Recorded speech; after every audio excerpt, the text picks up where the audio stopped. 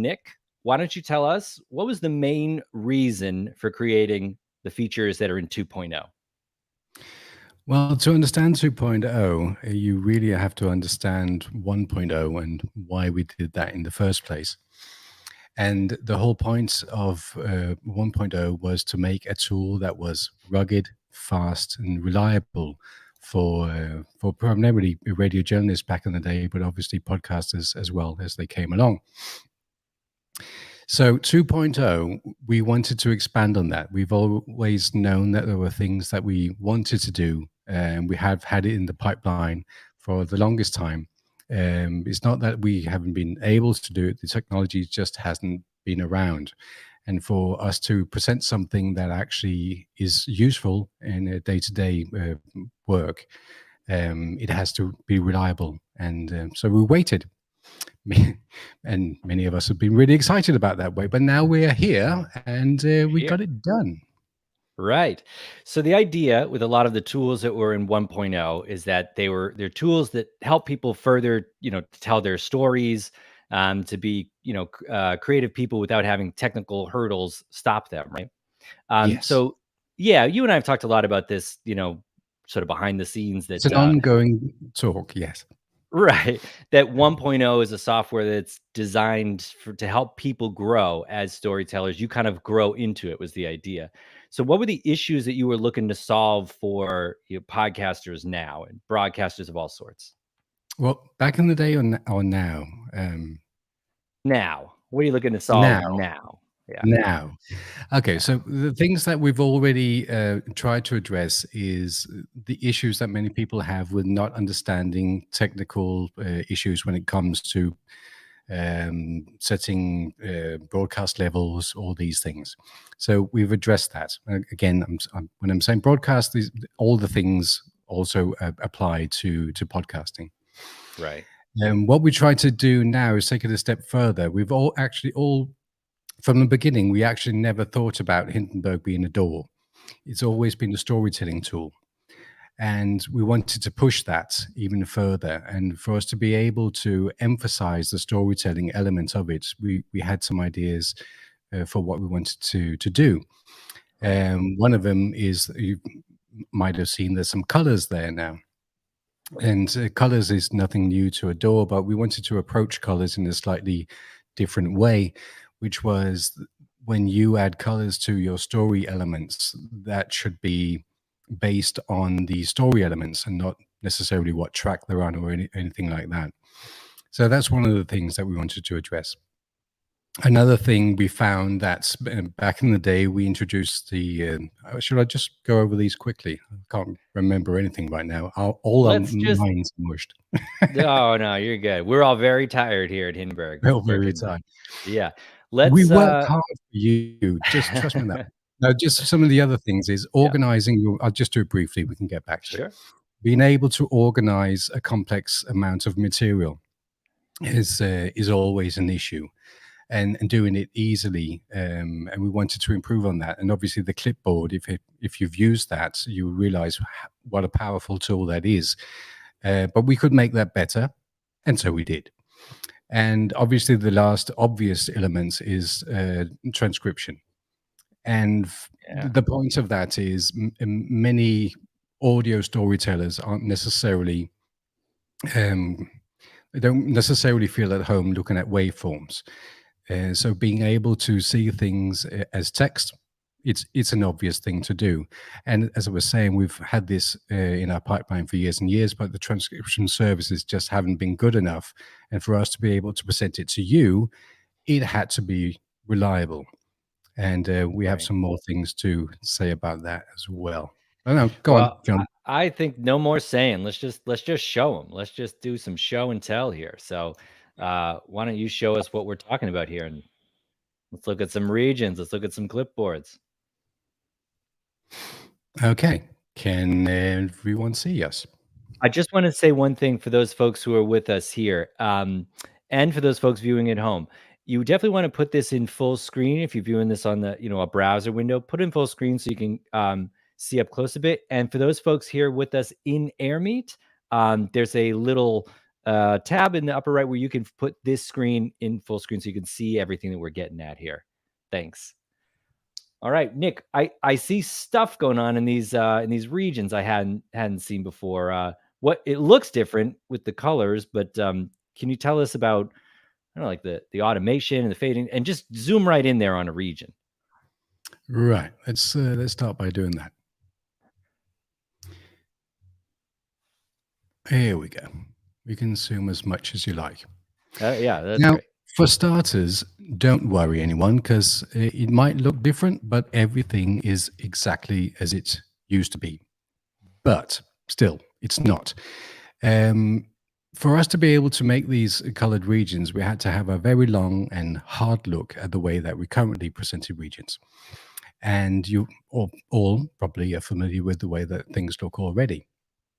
What we've done now is taken the same idea, so you can drag to adjust the gain just as you could before, but the region is now still in the background, so you don't just have a blank space. But the way that you work with it is exactly the same. If you want to make a fade, you just make a fade, and now they even look nice and rounded. And again, the things that you might have been using all the time, if you're doing ducks and sound beds, all these things, basically everything that you've done before in Hindenburg works exactly the same. All the shortcuts are the same, the logic's the same.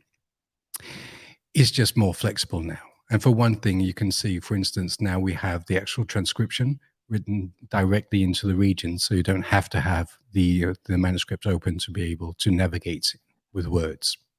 Small things. Oh, we're gonna get there with all the transcription. So with this larger space that we haven't seen before, does that affect how you move it around or other things?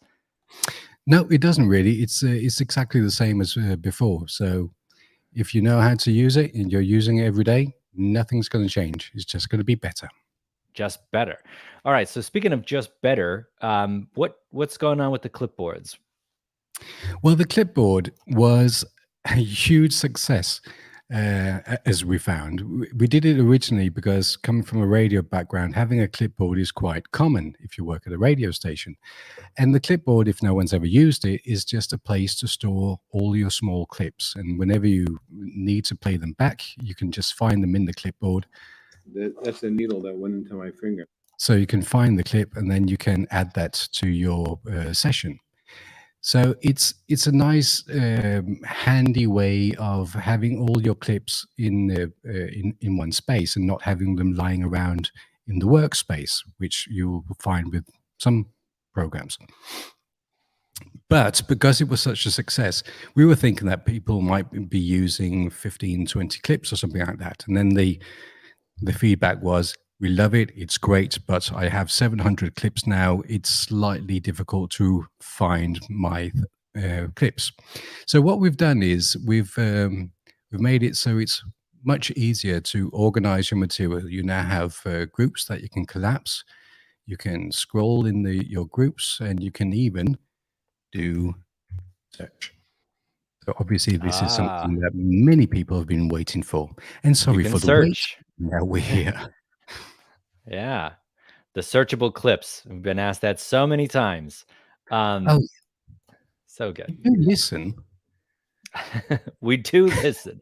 We really do listen. It just takes a long time to develop stuff.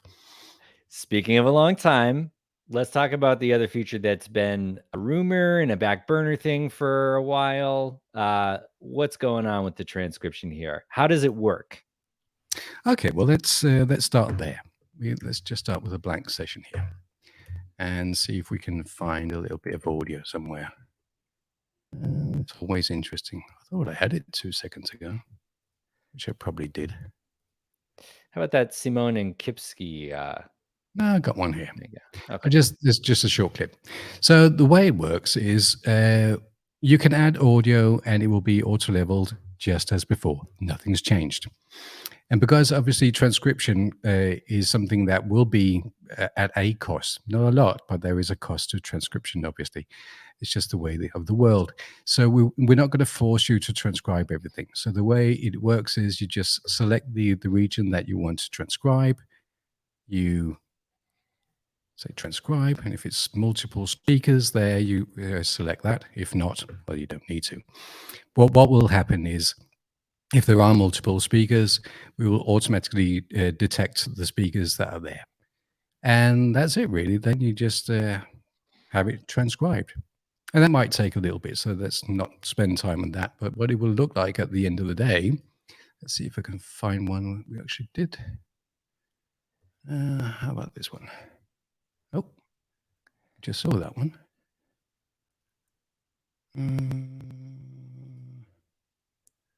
There you go. Beautiful. So then we have the transcription, and the transcription will be in the region itself, as mentioned before. But if you open the manuscript window, you also find it down here. So, Nick, I've got a few questions for you. Sure.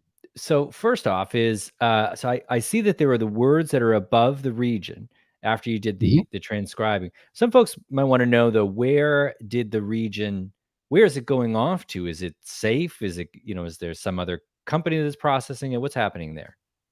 No, it's all on device. And that's been another thing that's really important for us. When we're going back to saying that the technology is not really there yet, this is one of the things. We've always said that it had to be on device. For one thing, you're mobile. You need to be able to work anywhere, even if you don't have an internet connection.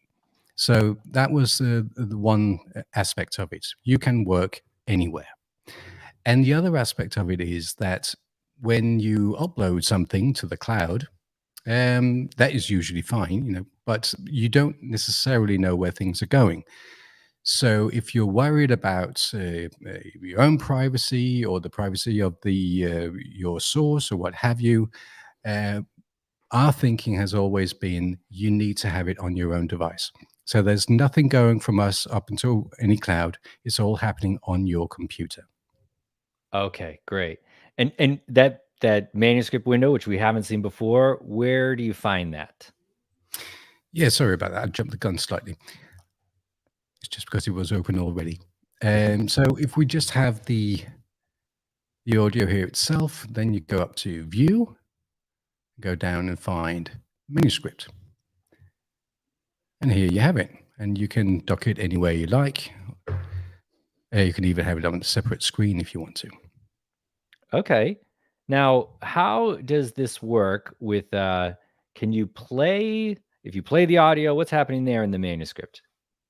Okay, let's play some audio. I'm Karen Sadaka, and I'm Teddy's partner in the company.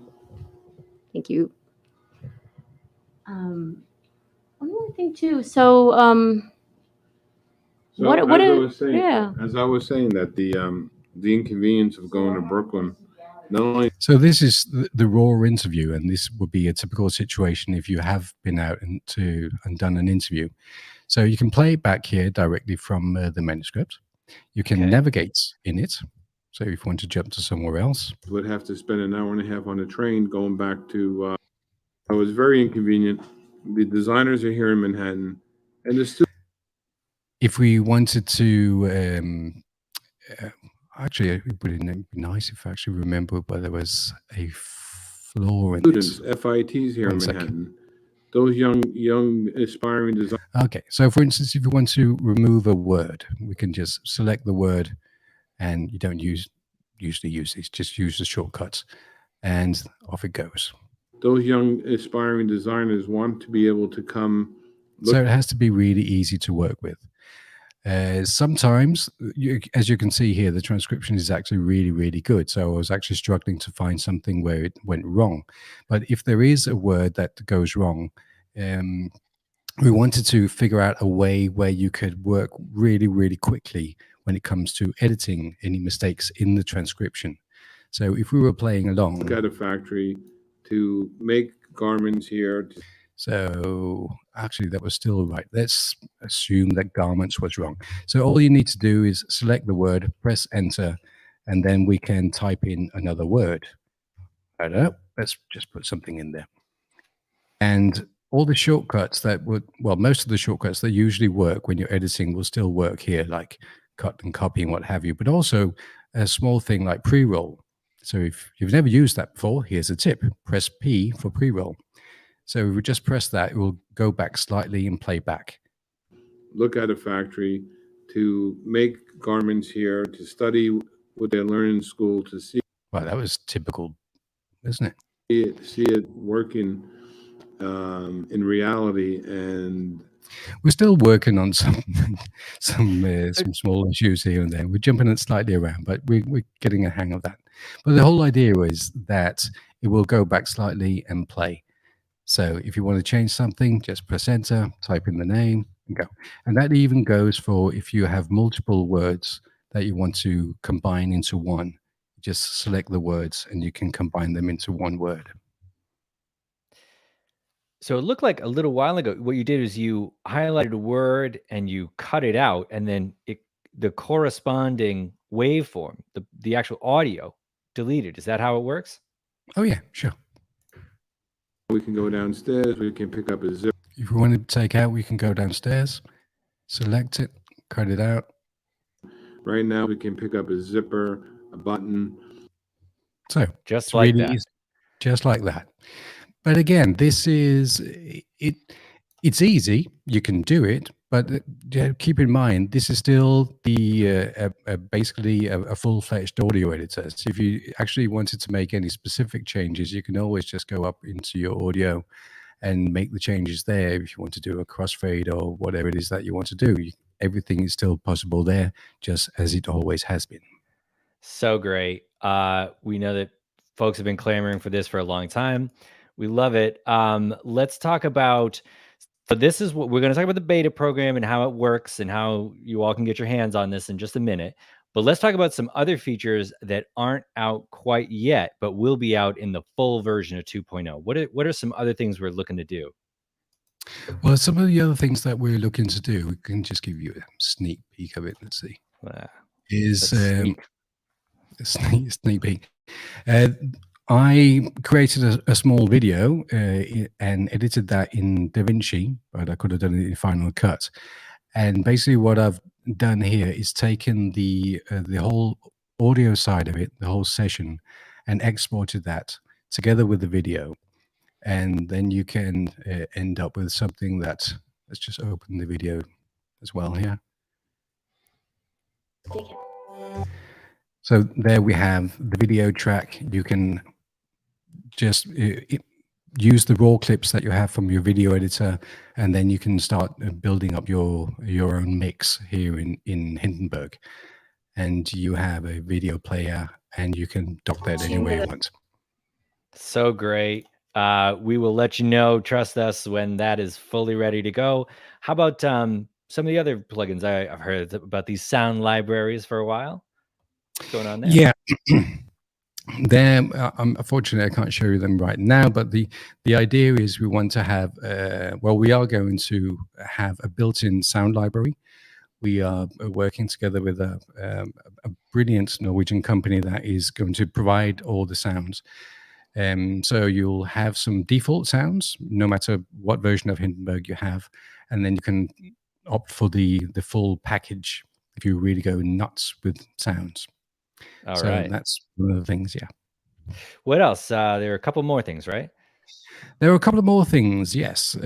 We can start with audio restoration. We are working on some tools that can, well, the whole idea really was to make sure that some of the basic things that you use all the time, like a de-esser and a de-click and mouth noise and those things that you keep looking for plugins for, we will have that built in, and obviously we'll go about it in our own usual simple way. It has to be really easy to use, which unfortunately means it's really difficult for us to develop. So well, they will be there. We are working on it, and obviously we do not want to release anything to you before it actually works, because we just don't. So there's that. And there's one more thing. There's a Columbo moment there. There's one more thing.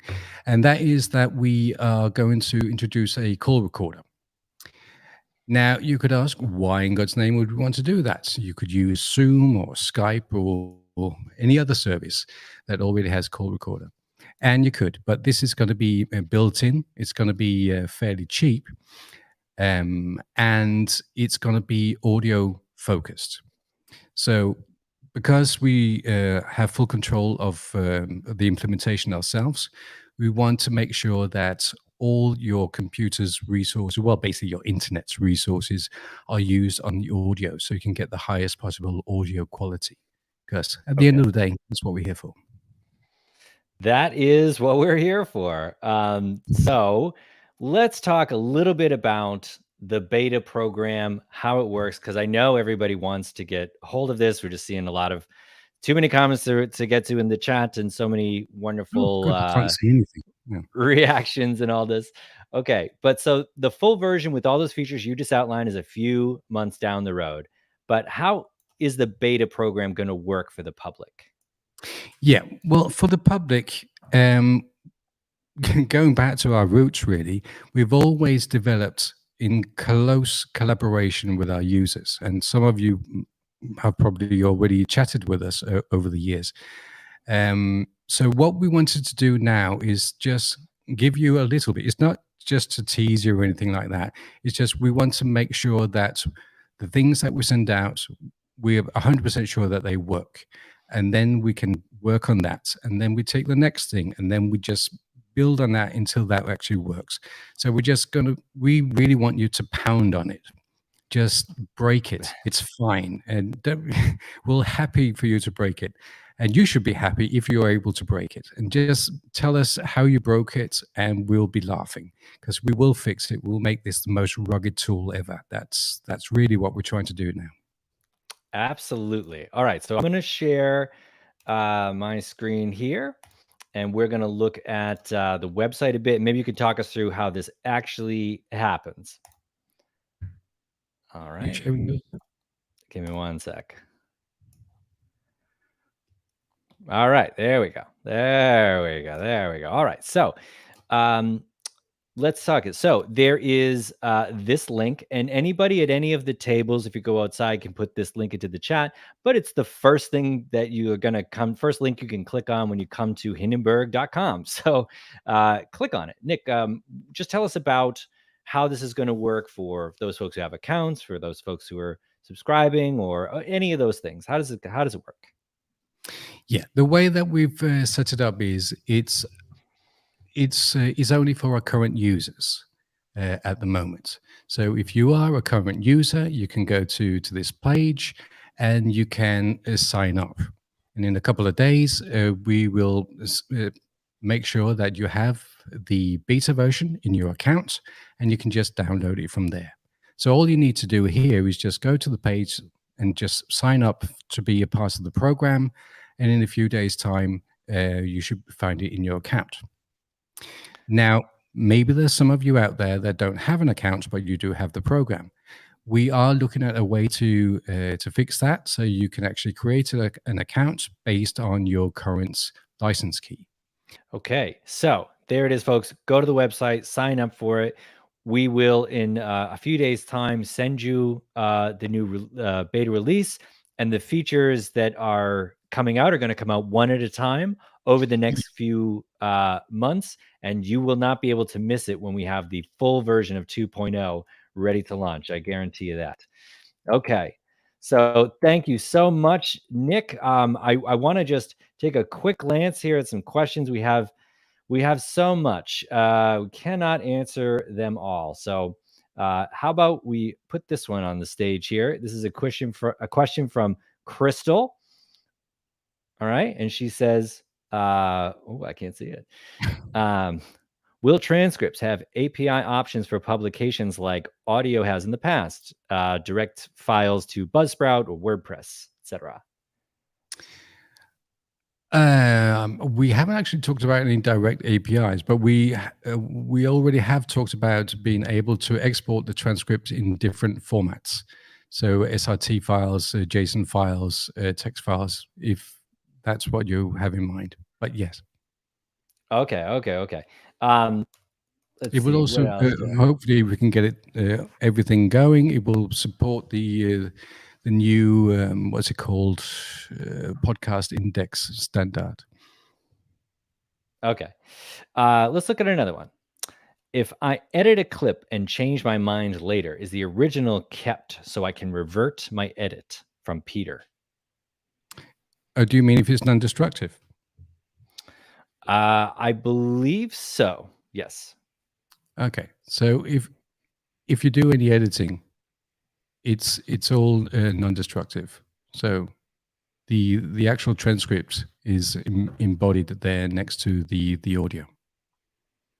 So even if you copy this into a different document. Okay.